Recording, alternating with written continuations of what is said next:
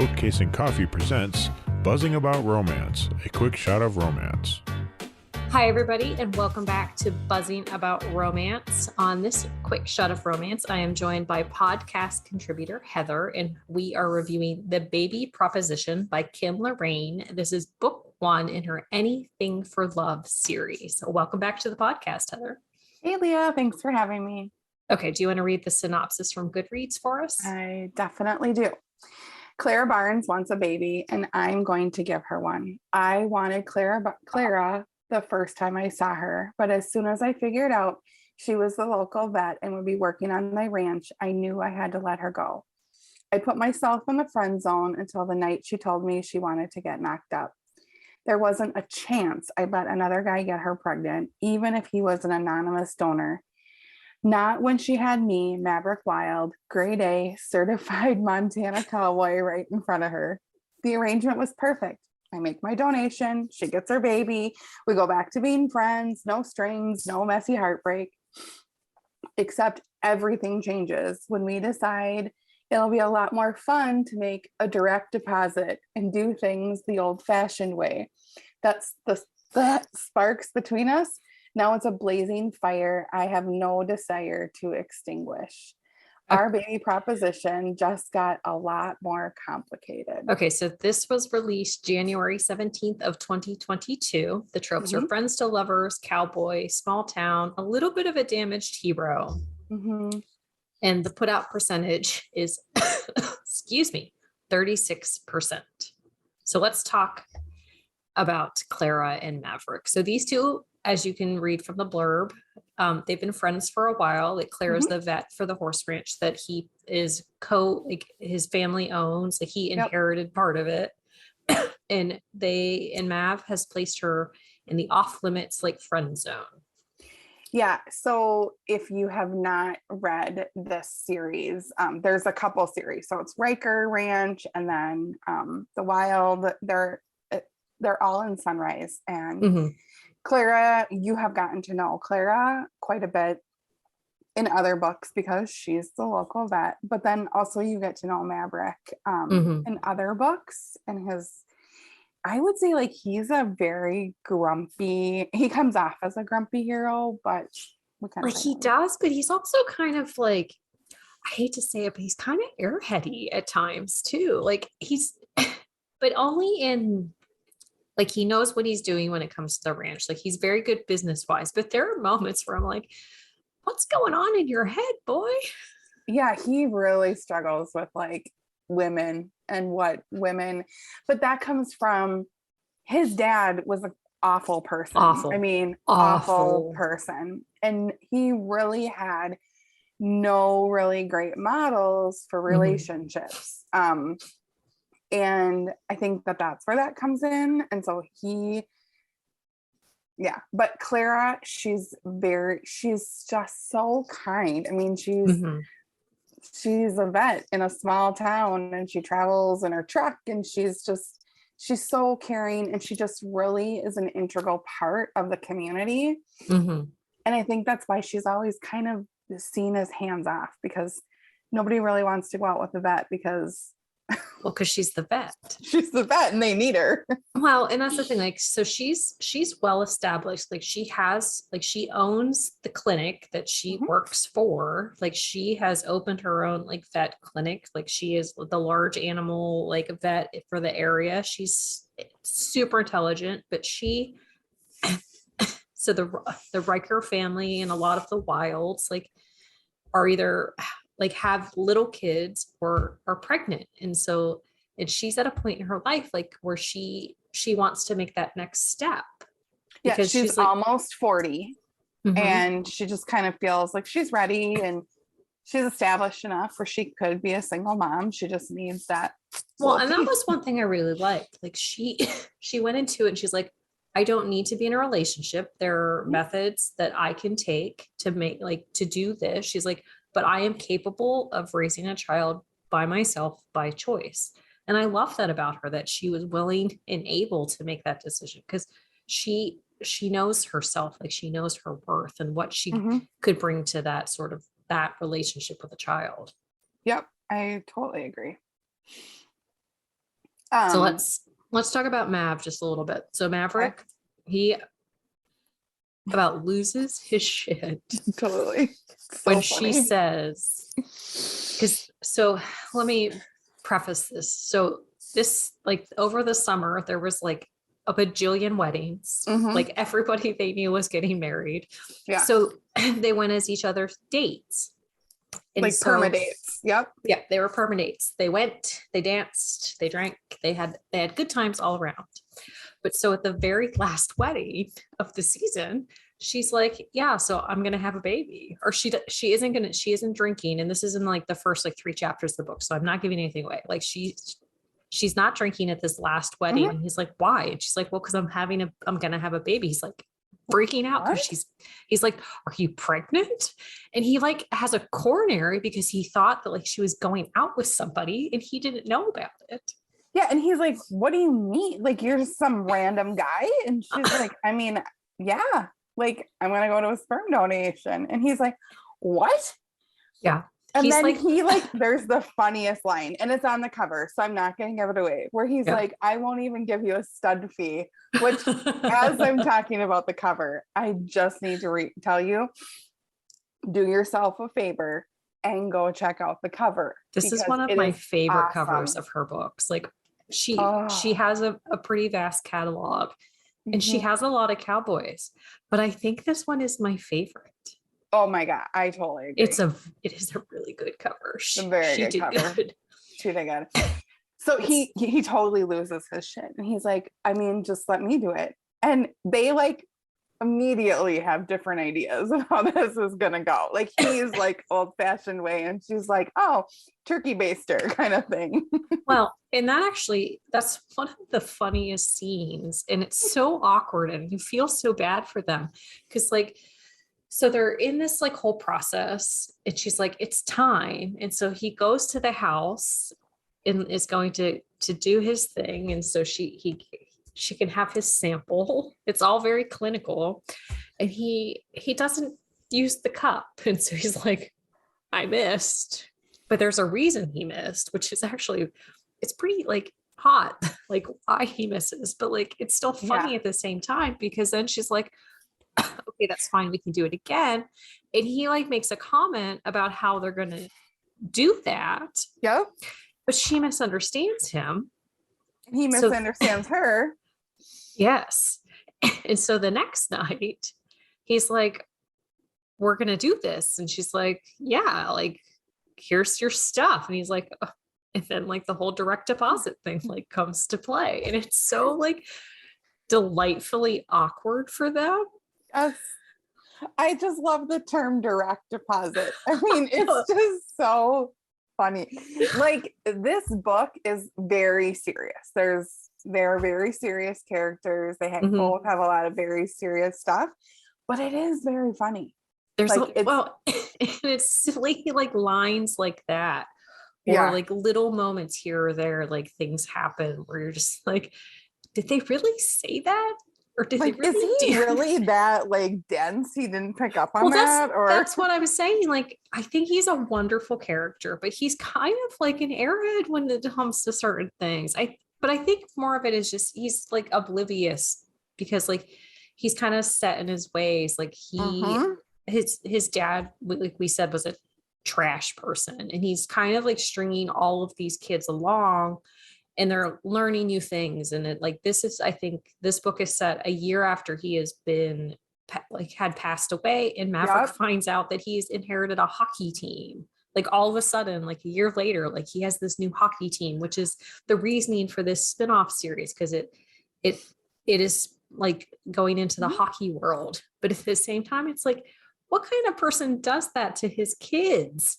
And they had no clue. And then like it is, I mean, and I think it maybe would seem far-fetched if you didn't read some of the previous books, because it makes sense because we've read it, because we understand where the money comes from and where all this like stuff is. And it does. Crazy.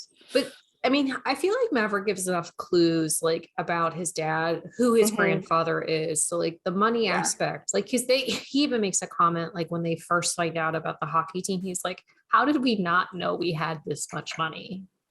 Right. So it's like some of the stuff that is surprising to them is surprising to us as a reader because we're finding it out as they're finding it out. I think what's the thing that draws me most to Maverick is, bless you, that he has, like we said, he has no great model. He had no great models in his life. Mm-mm. I mean, his grandpa down in Texas, I think, is a better person, obviously, but he never even dared to dream that his life was different. Like he just really didn't want to pull people into his life that already weren't there, because I think it's fear-based that he didn't want to hurt them the way that he was hurt. Well, and I think a big part of it is he's really insecure. Like he's just a very insecure person. But one thing I loved about Clara in her relationship with him is she sees his worth. Like she sees the person he can be. Like she knows like he is capable of this, and this. Like, and that's a big thing, like throughout the book, like she wishes he saw himself as she sees him. And I just love that about her, because like he has his flaws, but she was okay with his flaws. Like she just needed him to be him, but also be there for her. Yeah, he has a very natural caretaker instinct. I mean, he is very naturally, he's very naturally like an alpha male, but he is also a caretaker. And you see that not only with Clara, but other people in his family. And Clara has her own hangups. She has some trauma and things in her past that really kind of prohibit her from kind of going like all in. But she's real fierce. Like, so when they find, like, it's not a slow burn. I mean, it pops at like 36. It pops at 36. It's not slow. But one thing I do like though too is like once they have that original moment, like she kind of shuts down on him. But it doesn't last long, which I liked. Me too. But it was all in like the wording, like the way he's treating some of the words that he like is saying. So she shuts down, but then they make the decision really quickly, like that they are going to be together. They're going to try, like he wants to be there for this baby. Like he doesn't just want to be a sperm donor. Like he wants to be a part of it. But then something big happens, and we're not going to tell you what, because you need to read it. Because that scene, like, I felt so bad for him in that moment, but I felt really bad for Clara in that moment too, because like she just is witnessing his like destruction in a sense, because he has this mindset where like these are the things that happen. Yeah, I mean, I think he doesn't want to be self-destructive, but he is. And I think she sees it coming and is trying to kind of calm it. And I think other people around him are seeing, and that's the other piece, is that he's just so great. Well, like he learns a lot. He grows. He grows so much in this book, but there are like a couple little things where like he has another half brother who they didn't realize was a brother until like recently. And so like he shows up and he does something, and Clara's like, I knew this was going to happen. And she calls him out on it. Like, and she's like upset with him. And that's something too, like when he does something that upsets her, like she doesn't let it fester. Like she does not like hold her tongue. Like she's like, this upset me. Like, I don't like what you're doing now. Like you need to do this or this. Like, and I like that. Like she was so communicative. You know what I'm trying to say. I can't say that. She communicates very well with him. Yes. Thank you. You're welcome. I'm having a hard time with that word. It's a tough word. Yeah. Yeah. And I think she pushes him to communicate. Like, outside of grunts and like, Well, and that like usual like cowboy swagger that he has sometimes. Right. Like she's like, you need to like she wants that's the big thing. Like she wants him to let her into like how he's feeling. And a big part of this book is the fact that like he talks about how nobody needs him. Like he's there, but he doesn't think that anybody like his brothers really care if he's there or if he's in Texas. Like he could be in Montana or he could be in Texas and it wouldn't matter to them. And I think the fact that like he finally like is basically told like we want you here, like we want this relationship, like we need you to be a part of this. Like he finally has that like feeling of belonging, like where he had that in Texas with his grandfather, but he needed that with his brothers in Montana. Yeah, I think his heart always knew that it needed to be in Montana, but his brain and his sense of loyalty was really pulling him back to Texas. So there's a moment like after like they have a big fight, and there is a moment where he leaves a voicemail. But what I really liked is the fact that she's like, no, this is not how things are going to happen. And she confronts him and is like, this is the way it's going to be. Like, you need to get your head out of your ass, basically. Yeah, like, get your shit together, friend. Like, we're going to be adults here. Yes. If we're going to be together. Yeah, get over yourself already. Like, and then there's this one line that really stuck out. Like, I'm a big highlighter whenever I read books, but there's this one moment where he says, Clara Barnes was a lightning strike on a cloudless day. She was a wild force of nature that came out of nowhere. It was a 1 in a million chance to feel like this, and I had it right here with her. I thought like that was just like the sweetest thing anybody could say. And I felt like it's so true though, especially like after that voicemail, and she is so pissed off. It is like she is like a lightning strike because she is like there and like destructive in a sense. But I just really love this book. I really, really love this book. And I actually I think I've only been reading Kim Loraine for about a year. Same. But I love everything she puts out. And her cowboys they're very good.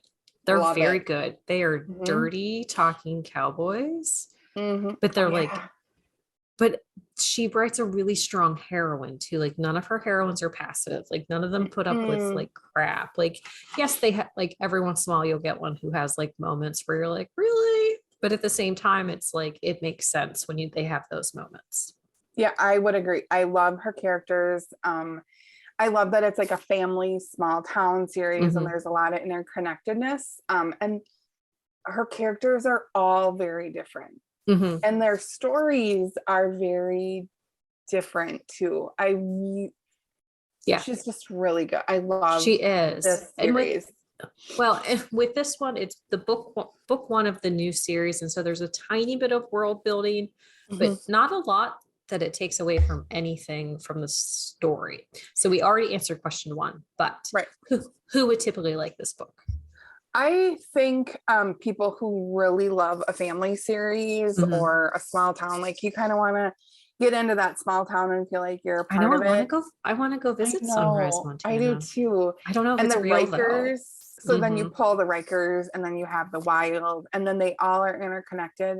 So if you love a family, small town, alpha guys, then I think this book and all of her just the whole series, the whole ranch world that she has created. Yeah. And if you like the baby arrangements where you know that they're just going to fall for each other because they're dumbasses and they're like, oh, we're going to do it this way. Like, that's all it's going to be. Like, you know, that is not what it's going to be.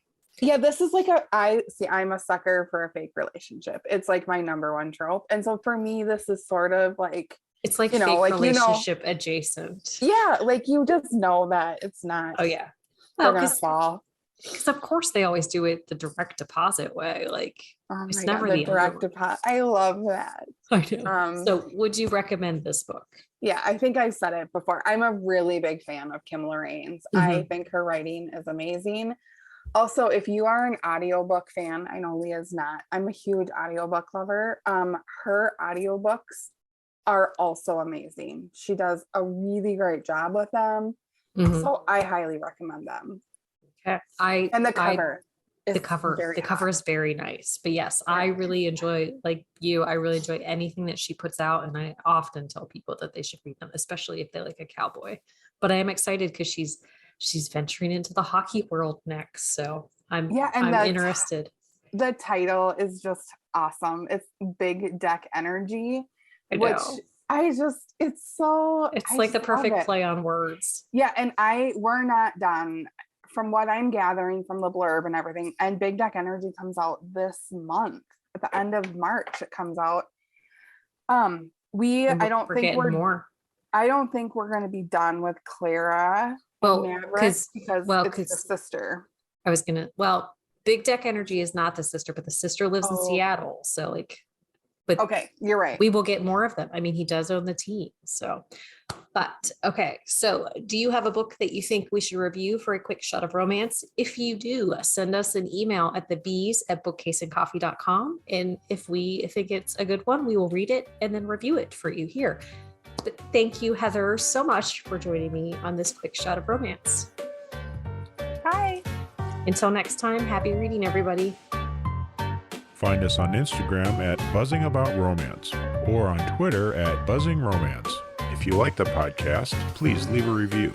If you'd like to support us directly, join the Bookcase and Coffee Patreon and receive exclusive content only available to Patreon members. Check out bookcaseandcoffee.com for our on-the-shelf show notes.